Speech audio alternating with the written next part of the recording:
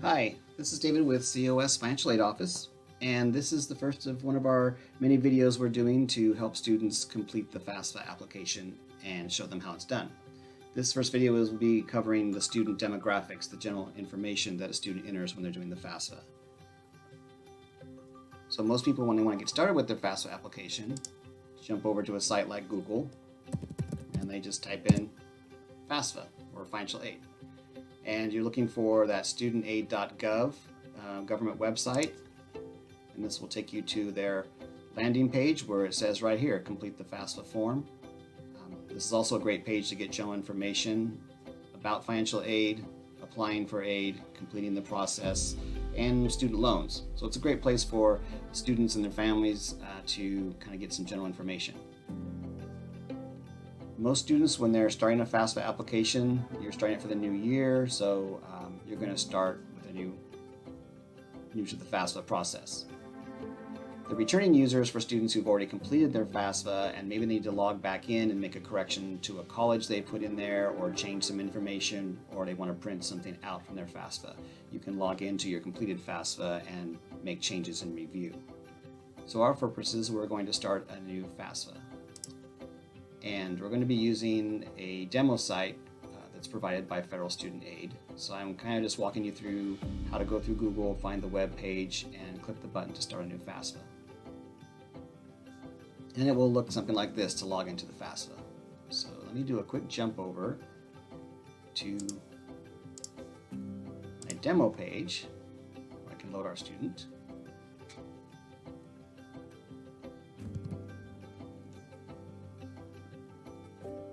And we can start from here. So for the purpose of the time we're doing this video, this is a 2020-2021 FAFSA application that's in the current school year. This application is going to be asking for student information for 2018 income and tax returns. If you're a high school student getting ready to graduate, or you're a college student who's getting ready to do their FAFSA for next school year that starts in the fall of 2021, then after October 1st, the 2021-22 application will become available, and you will be gathering up your 2019 income and tax return information. And so for the purpose of this video, FSA has created a student by the name of Larry last name, and we're going to be kind of walking through his FAFSA. He's created his FSA ID, and so we are logging in using the FSA ID information. So his username is new user 57. Then I will type in his password. Hopefully this will go through. The disclaimer, first thing you see, just you're using a federal website. You're just going to use this appropriately for financial aid, not for anything fraudulent or ill will. You can accept. And it says, welcome Larry last name to fill out your FAFSA. Now we start a 2021 application FAFSA. It'll ask you to create a save key. So if you're working along and the internet bumps you out or something happens, you can log back in. It's kind of a temporary short-term password you can use to keep going, but it's not your FSA ID. So in this case, I'm just going to do something real simple like 1, 2, 3, 4 that I can remember just in case something happens I need to jump back in for a short term.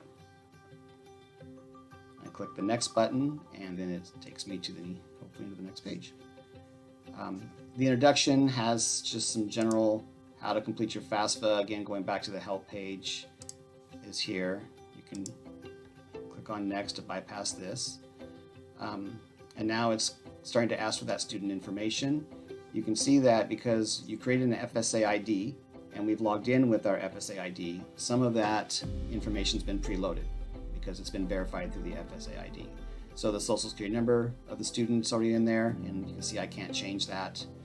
His first name, his last name, and his date of birth. That was all information we put on the FSA ID. So we can click next. So it's asking, again, email information dropped in from the FSA ID. If I want, I can add a telephone number.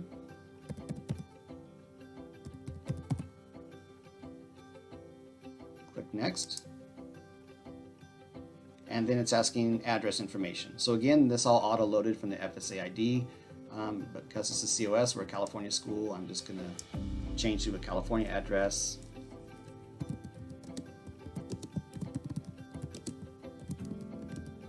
But if you've done your FSA ID, it probably will bring in your current address information.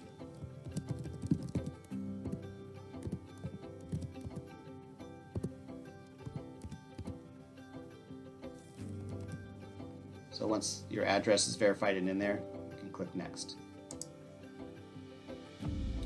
So the next question is asking about your residency in California. It's asking you if you've lived in California for the last 5 years. The FAFSA application uses 5 years as a general question for whatever state you're living in, because most states, I've heard that's the maximum requirement for residency. So for California schools, you need to have lived in the state for 1 year and 1 day, but other states may have different rules. So if you're looking at a college out of state, you want to be aware of what their requirements are to qualify as a resident, because the college costs can be much higher if you're attending as a non-resident. And if you're not sure why they're asking the question, you can always come to these question marks off to the side, and it will open a page kind of giving you some more information about that question.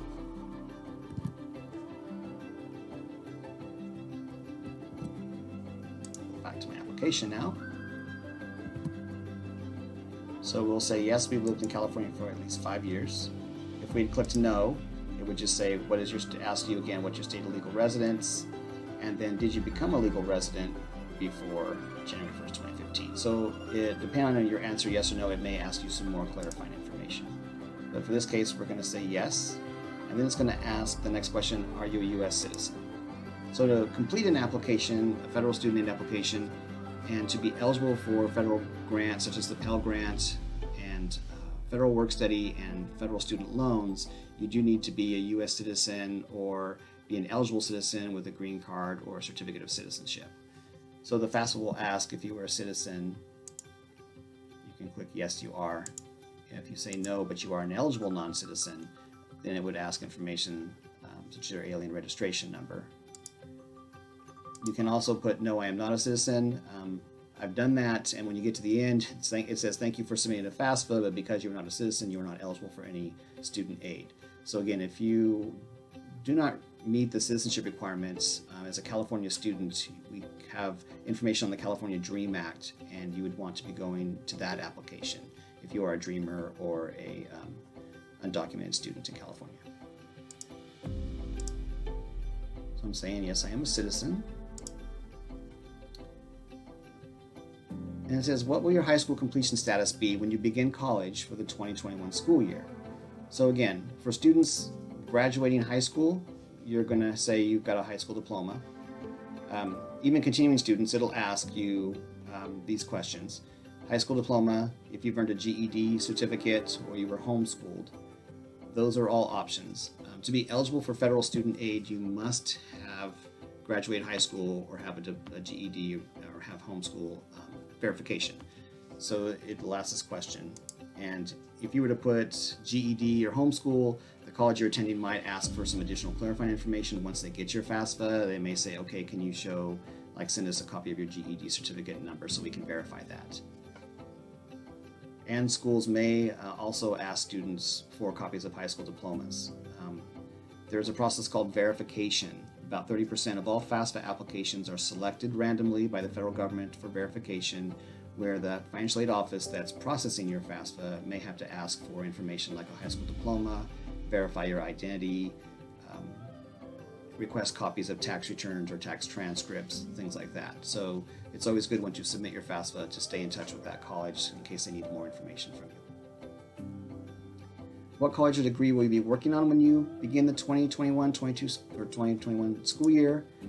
These are your options. Again, most students, you're graduating from high school, you're going to go off to a four-year college or maybe go to a community college. You're working on a bachelor's degree or associate's degree to transfer from a community college to a four-year college. And again, you're only eligible for Pell Grant if you're working on that first four-year degree. Once a student has earned a bachelor's degree, they are no longer eligible for Pell Grant, and they would only be eligible for student loans. So most students, again, as we're at COS, we're a community college, I'm going to say I'm working on an associate's degree to transfer. You saw there were also options if students want to come get a welding certificate or kind of more of a trade program certificate. You can also say that you're going to work on a certificate as well. will you have your first bachelor's degree before you begin the 2021 school year? Again, most students at the 4-year or community college level, graduating high school, no, you won't have your bachelor's degree. If you click yes, the financial aid office is going to disqualify you from aid, and you'll be like, going, what happened? And they'll say, well, you say you have a bachelor's degree. And, oh, I was confused, I answered that wrong. And then you're going to have to spend time getting that cleared up, and it can delay your aid. So again, if you haven't got a 4-year degree already, you're saying no, you don't have it. And then depending on where you're at, again, if you're graduating high school, you never have attended college, this is your first year. Or maybe in our area, you are a student who's taken some dual enrollment or taking some COS classes while in high school. You can say you've attended some college, but you're still going to be a first-year student at COS or the college you transfer to. And then if you're a student at COS completing their FAFSA, you may be still your second-year sophomore, and even if you're here a third year, finishing up some extra classes, chances are you're still kind of considered a sophomore for as far as how far you've progressed on your degree. So I'm going to say I haven't attended college and this is my first year. And then it asks, are you interested in being considered for work study? We recommend students always click yes to this. This is work study is on-campus jobs, part-time work. It's another form of financial aid, and it's a great option for students. By clicking yes, you're automatically considered. You kind of get queued up in the line, so to speak. Their federal money is sent to schools for work study, and they don't get unlimited amounts. So at COS, we may only have enough for 200 jobs or so out of several thousand financial aid students. So if you say yes, you're going to get in the queue, be in line, ready to go. And then if we approach you and say, are you interested in work? At that time you can say, yes I am, or no I'm not. And if you're not, we'll just move on to the next student.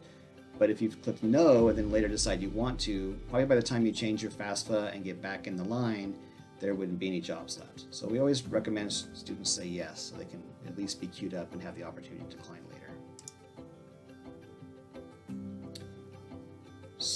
This is entering our selective service information. So if you are a female, you answer the question female, you're moving along. If you're a male, it's going to talk about males must register with selective service to receive federal student aid. So selective service is the military draft.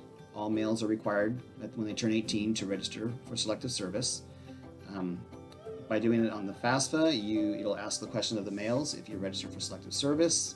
If you say yes, it moves you on. If you say no, like maybe you're not quite 18 yet, it'll say, do you want us to register you with the selective service? You can click yes, and it will automatically take care of that for you.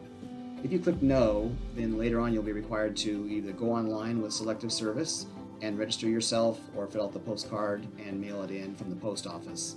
But this streamlines it by doing it through the FAFSA, and then we won't be coming back to you later and holding up your application to have to verify, prove to us you did register with selective service by printing out your confirmation page from their website. This will take care of it all internally and automatically for you. If a student has a driver's license, they can enter that, but it is not required, as we have many students at Star COS that do not have a driver's license. And then you can do the drop down for state.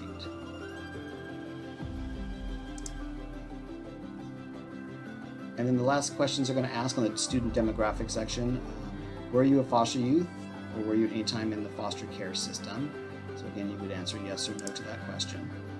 And then it asks the highest school completed by your parent. And they'll say parent 1 or parent 2. There are many different households we have and families that we work with.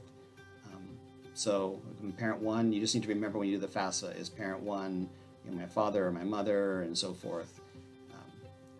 And the reason the FAFSA asks, it does not affect your eligibility for federal aid in any way, but a lot of maybe private colleges or universities may have additional grants or aid for students depending on the parent education level. So this is more information that the college may want to see.